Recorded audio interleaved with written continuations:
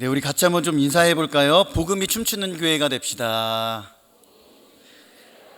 한 번 더 인사하겠습니다. 복음이 춤추는 성도가 됩시다. 네, 우리 한 번 더요. 복음이 춤추는 가정이 됩시다.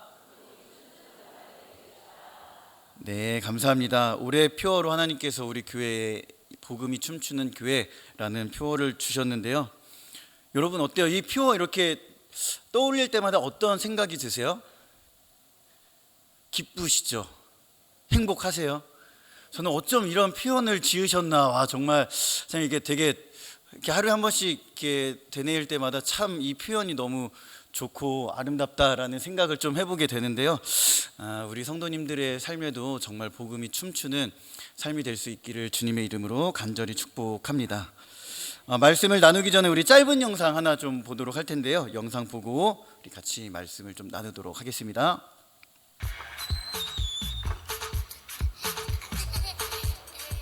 꼬마들 춤 실력이 얼핏 봐도 보통이 아니죠? 음악에 맞춰 박자 착착, 동작도 착착. 발을 구르고 팔을 휘저으며 흥겨움을 전합니다. 아프리카에 사는 아이들인데요. 내전과 빈곤, 자연재해 등에 시달리면서 받은 마음의 상처를 다독이려고 댄스팀 활동을 시작했는데 세계적으로 화제를 보면서 구호물품과 기금을 보내주는 사람들이 크게 늘었다고 하네요. 임시 대피소를 고치고 전염병에 대비하는 등 춤을 통해 보다 나은 내일을 꿈꿀 수 있게 됐다는데요. 부디 구김살 없는 이 미소가 계속됐으면 좋겠습니다. 네, 우리 아이들의 춤 실력이 막 박수 칠 일이, 아프리카 친구들에게 박수를. 네, 여러분 이 춤을 보시면서 좀 어떠셨어요? 춤 실력이 보통이 아니다. 우리 같이 한번 좀 춤을 추고 설교 말씀을 나누도록 할까요? 또 반응이 별로 좋지 않으세요.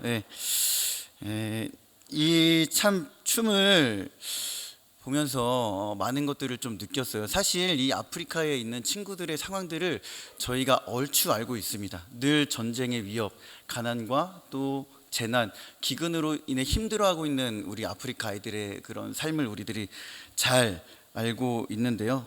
이 친구들이 그냥 그 아픔과 고통, 상처를 그냥 거기에서 끝내는 것이 아니라 이 춤이라는 도구를 사용해서 오늘보다 더 나은 내일을 꿈꾸면서 이 마음의 상처를 더 이렇게 치유해 가려고 이렇게 그 춤으로 이렇게 하는 모습들을 보여주었습니다.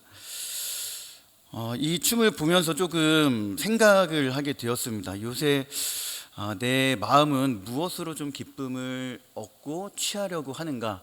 나의 마음의 상처는 어떻게 지금 해결하려고 하는가라는 그런 질문들을 좀 해보게 됐는데요. 24년도 우리 교회에 주신 표어가 이제 춤과 관련되어 있다 보니 춤 얘기를 조금 더 해보면, 이제 제가 인터넷을 이렇게 검색하다 보니까 춤추는 이유라는 글을 좀 보게 되었습니다. 17명을 대상으로 이렇게 인터뷰를 한 이제 내용인데요. 이 춤이라는 몸짓은 우리에게 어떠한 의미를 주는가라는 그런 이제 질문을 하고 이렇게 인터뷰를 하는 내용이었습니다. 그래서 이제 이 춤이라는 몸짓이 어떤 의미를 줍니까? 라고 했을 때 나왔던 반응, 응답으로는 이런 것들이 좀 있었습니다. 춤은 나를 비추는 거울이다. 그리고 춤은 계속 하게 되는 것이다. 그리고요, 춤은 해야만 하는 것이라고 이렇게 표현을 했습니다. 인터뷰를 통해서 느낀 것은 이 질문에 응답한 사람 모두 이 춤을 진심으로 사랑하고 있구나라는 것을 좀 느끼게 되었습니다. 그래서 마지막에 이 인터뷰를 진행했던 사람이 이러한 글로 좀 마무리를 하게 되는데요. 제가 읽어드리면 이렇습니다. 앞으로도 춤과 함께 하고 싶다. 춤이 있는 한 어떤 좌절도 이겨낼 수 있지 않을까 하는 다소 우스운 생각까지 하게 되었다. 춤은 나를 지탱해 주었고 앞으로도 그럴 것이다. 춤은 행복감, 즐거움 등 생생하고 싱그러운 감정들을 끊임없이 공급해주는 내면의 무한 동력이다. 이런 이야기를 했습니다. 그러면서 그런 생각이 좀 들더라고요. 나도 정말 이 춤을 좀 복음으로 바꿔서 좀 대입을 해보니까 나도 복음과 늘 함께하고 싶다. 어떤 힘든 일, 역경이 오더라도 복음이 주는 진정한 기쁨, 복음으로 춤추며 어려움을 이겨내고 복음이 주는 참된 행복, 기쁨과 즐거움을 누리고 싶다라는 생각이 들었습니다. 복음으로 춤추는 내 영혼이 나의 신앙을 지탱하고 유지하는 무한 동력이 되었으면 좋겠다. 뭐 이런 생각들을 좀 해보게 되었습니다. 여러분, 우리들의 삶을 비추는 것은 무엇이고 계속 해야만 하는 것은 과연 무엇일까? 우리들은 생각해 볼 필요가 있습니다. 오늘 우리가 읽은 로마서의 말씀은 굉장히 위대한 책으로 우리들에게 익히 잘 알려져 있습니다. 로마서의 말씀을 통해서 종교개혁, 중세시대 때 종교개혁이 일어났고요. 수많은 믿음의 선배들과 선조들이 로마서를 읽고 회심의 역사를 경험하고 정말 시대를 이렇게 바꿀 수 있는 그런 말씀을 제공해 준 것이 이 로마서의 말씀이기도 합니다. 특별히 이 말씀의 저자 다메섹 도상에서 예수님을 만나 회심했던 바울, 우리가 아는 것처럼 이 말씀이 육신이 되어 오신 예수 그리스도를 만나기 전에 바울의 삶은 우리가 얘기하지 않아도 너무나 잘 알고 있습니다. 정말 극심한 유대인이었죠. 그러면서 어떤 일들을 했습니까?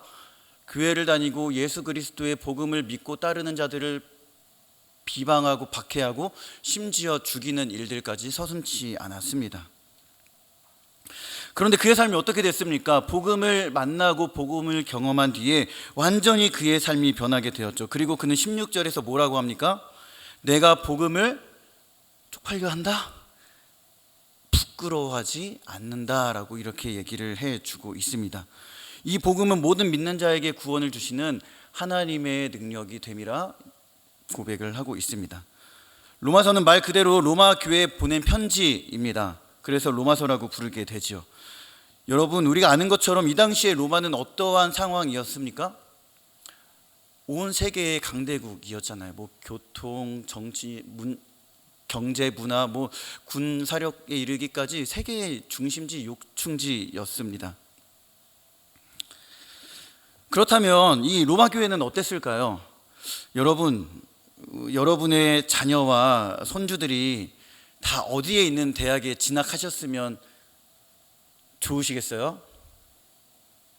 말해 뭐 하겠습니까? 인서울로 가면 그냥 말이 다 끝난 거잖아요. 그렇죠? 다시 한번 질문을 해보겠습니다. 여러분, 내 삶이 조금 더 윤택해지고 나아진다면 운정을 떠나서 어디로 가고 싶으세요? 왜 웃으시는 거죠? 생각해 놓으신 게 있으십니까? 물된 동산이 아니라 어디요? 한강에 흐르는 물된 아파트에 막 가고 싶은 마음들이 있으시지 않으십니까? 서울에 있는 막 한강이 보이는 리버뷰 아파트에 막 가보고 싶은 게 우리들의 꿈 아니겠습니까? 저도 가보고 싶어요. 살아보고 싶어요.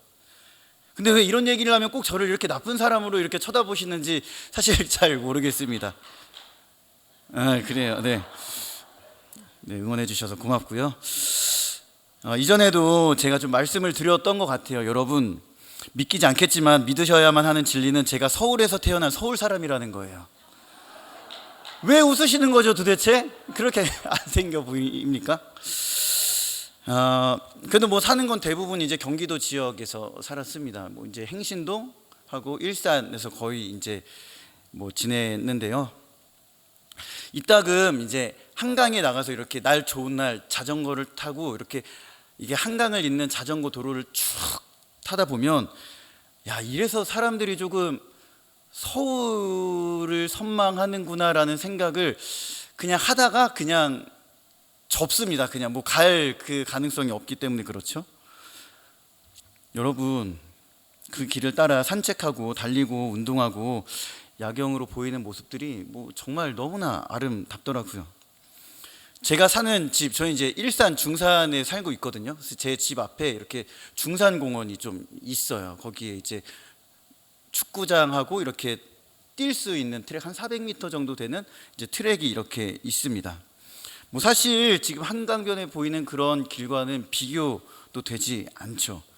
여러분, 사실 운정에 있는 호수공원도 너무 이쁘지만 이 한강에 비춰지는 야경과 볼 때 좀 어떠세요?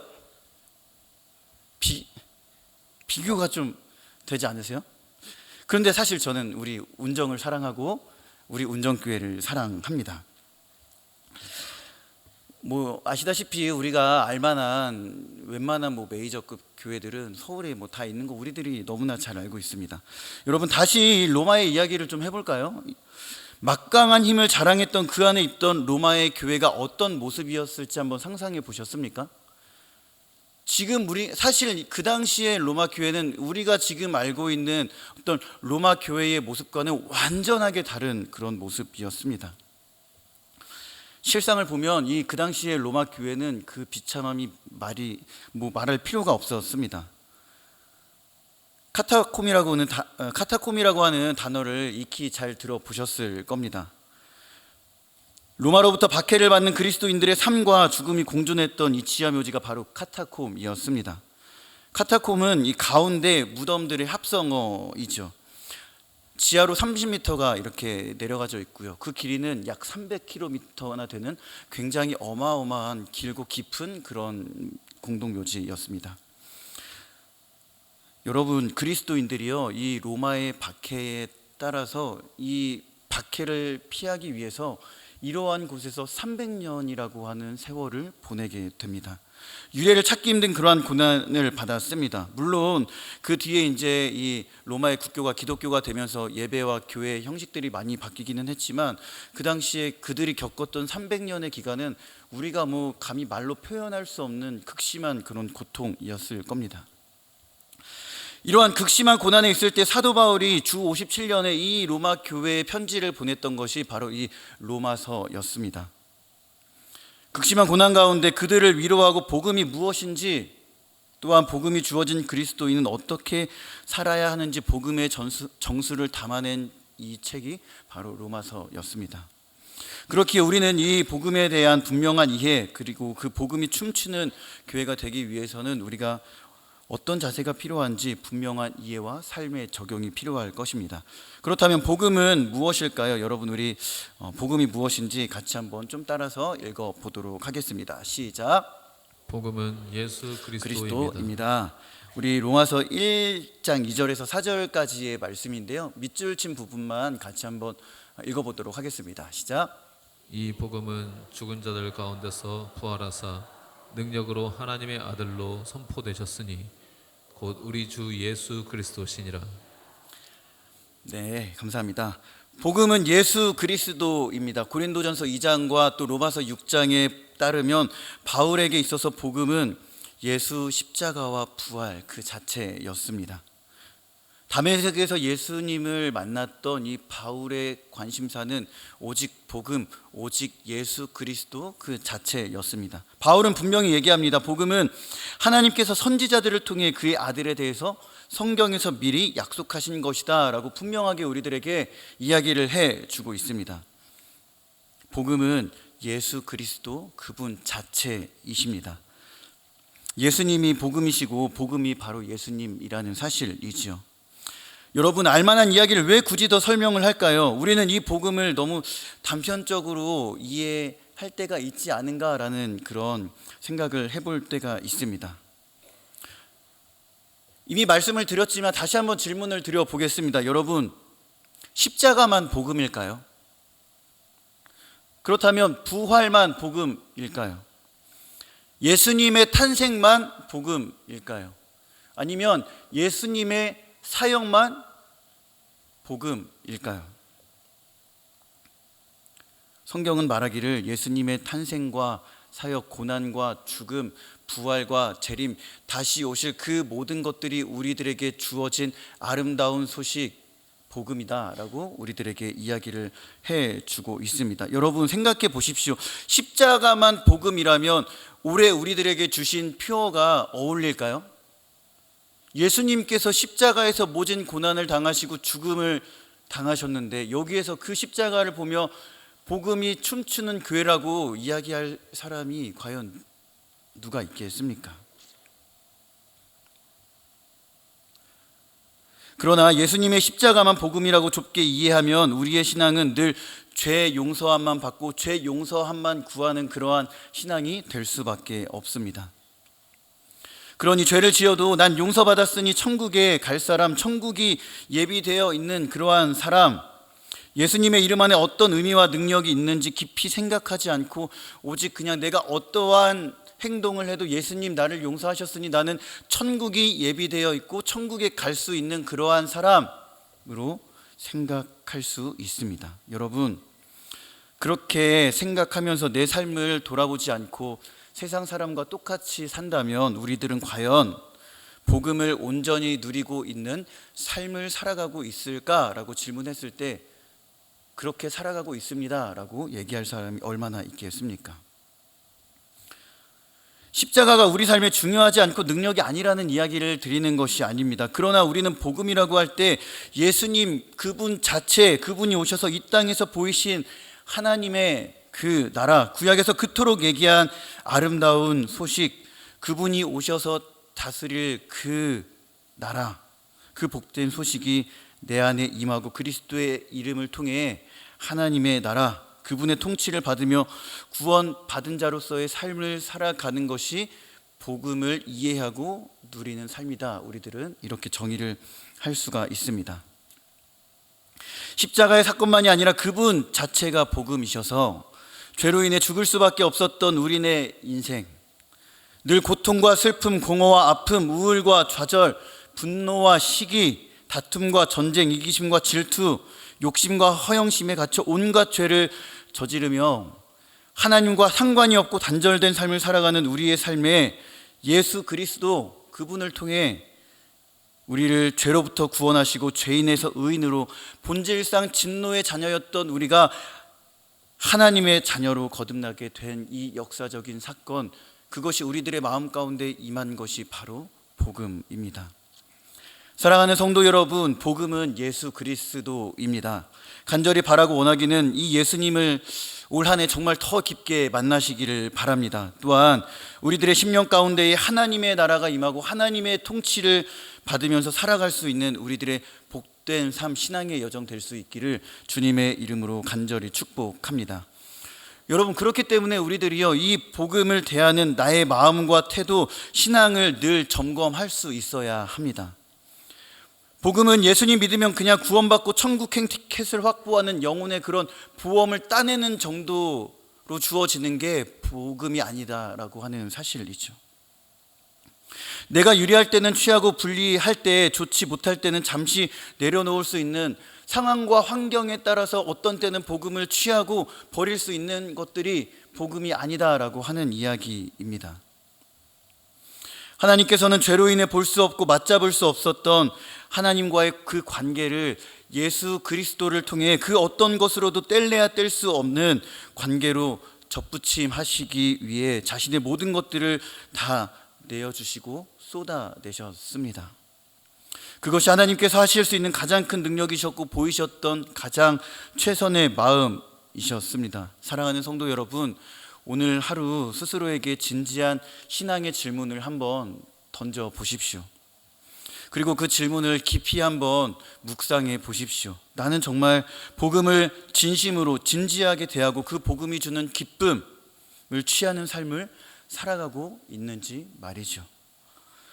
복음이 주는 기쁨, 나를 가장 나답게 하는 그 복음의 의미, 깊이가 무뎌지고 다른 것에서 기쁨을 찾으려고 하는 그러한 저의 모습이 보일 때, 여러분, 오늘의 말씀은 다시 한번 그러한 우리들의 마음을 점검하고 다시 한번 복음의 기쁨을 회복할 수 있는 그러한 말씀입니다. 나에게 지금 카톡이 왔다고 가정을 해보겠습니다.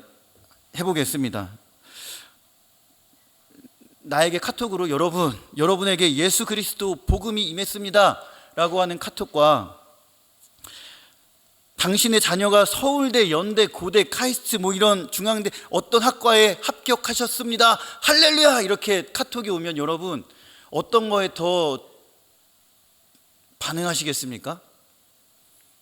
첫 번째는 그냥 늘 듣던 얘기, 맞아, 복음이 우리들의 마음 가운데 임했지 라고 하겠죠. 그런데 두 번째 카톡이 만약에 우리들에게 왔다면요, 그런 일이 안 일어날 것 같아서 별 감흥이 없으신 건가요? 아마 그 카톡을 받았다면 막 집안이 뒤집어지고 난리가 나고 식탁에 나오는 음식이 달라질 겁니다. 여러분, 이런 메시지가 온다면 무엇을 더 기쁨으로 받아들일까요? 생각해 볼 수 있었으면 좋겠습니다. 우리 주님께서요, 우리 주님께서 줄 수 있는 모든 것들을 사실 다 우리들에게 내어주셨습니다. 그런데 우리들은 이상하게 그걸로는 성에 차지 않는지 나의 필요와 욕심, 욕망, 나의 원함을 채우면서 복음과는 점점 거리가 멀어지고요. 또한 내게 생명 주신 그 길보다는 나의 길을 가고 내 마음의 공간에 예수 그리스도의 복음 외에 다른 것들로 내 기쁨과 만족을 채우려고 하고 있지는 않으십니까? 교회 안에서는 복음을 자랑스러워하지만 교회 밖에서는 복음과는 전혀 상관없는 삶을 살고 있지는 않으신지요? 참으로 부끄러운 이야기지만 저는 오히려 사역자가 된 삶보다 사역자가 되기 이전의 삶이 어떤 때는 더 기억에 남고 행복하고 좀 이렇게 좋았을 때가 많이 있습니다. 고등학교 청년 시절에 복음에 대한 진지한 고민, 그 복음의 기쁨을 주체하지 못해서요, 나가서 예수님을 전하고 욕을 먹어도 기쁨으로 담대하게 예수님을 그냥 가감없이 전했던 그러한 시절들이 있었습니다. 오히려 그때가 더 복음으로 충만하고 기뻤던 저의 삶이 아니었나, 그러한 생각들을 해보게 됩니다.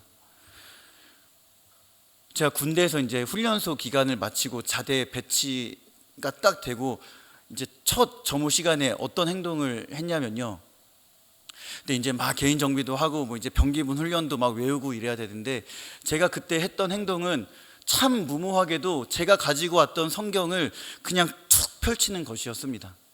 선임들이 뭐라고 하든 말든 그냥 저를 이상한 눈으로 보던 말던 그냥 그 30분, 9시부터 9시 반까지 개인 그 시간에 그냥 성경을 읽었습니다.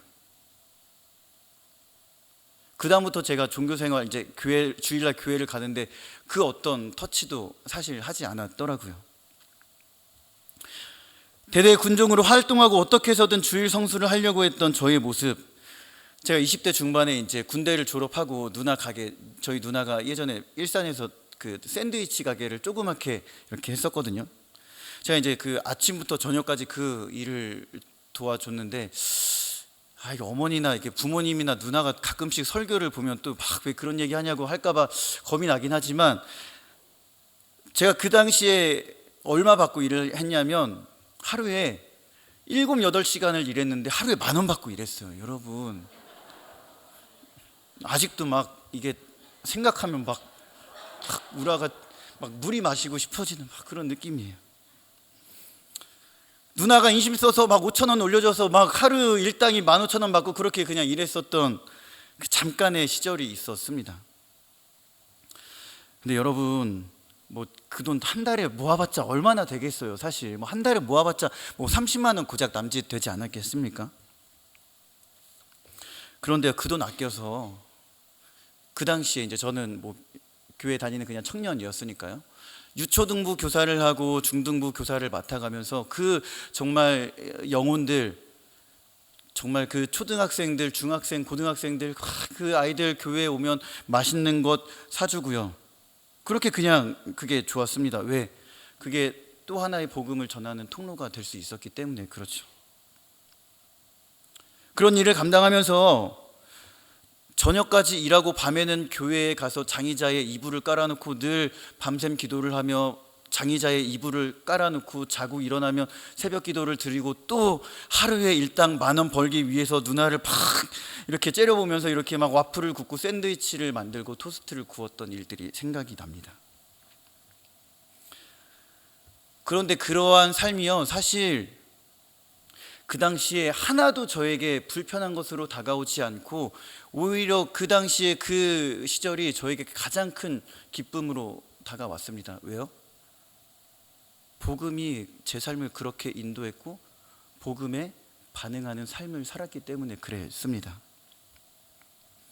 여러분, 그런데요, 지금 목사가 된 지금 제 모습을 말씀 앞에서 딱 비추어 봤을 때 참으로 부끄러운 이야기지만 늘 마음은 그래요. 복음으로 참 기쁨을 누리고 복음에 합당한 삶을 살아가고 싶지만, 우리가 아까 찬양 불렀잖아요. 다시 복음 앞에 예수님이 주셨던 그 생명의 길을 점점 이용하려고 하는 저의 모습을 너무 많이 발견합니다. 여기에 있는 저희라고 다를까요? 내 안에 계신 주님을 높이고 그분의 영광을 위해 살기보다는 어떻게 하면 조금 더 문제없이 탈 없이 사역을 마치고 사역을 성공해낼 수 있을까, 거기에 집중되어 있을 때가 한두 번이 아닙니다. 그러한 사역들을 통해 내가 인정받고 높아지고 많은 사람들에게 칭찬받으려고 저도 모르게 어느샌가 그 복음을 이용하고자 하는 저의 모습들을 발견하게 됩니다. 성공하게 해주세요. 잘하게 해주세요. 이루어 주세요. 제 안에 저도 모르는 사이에 이 성공주의가 만연해 있었습니다. 사랑하는 성도 여러분, 복음이 주어지고 하나님의 자녀로 부름을 받은 우리들은 이러한 삶에 이끌리지 않기를 주님의 이름으로 간절히 축복합니다. 복음의 전부 그 자체이신 예수 그리스도로 충만한 만족한 우리들의 삶이 될 수 있기를 주님의 이름으로 간절히 축복합니다.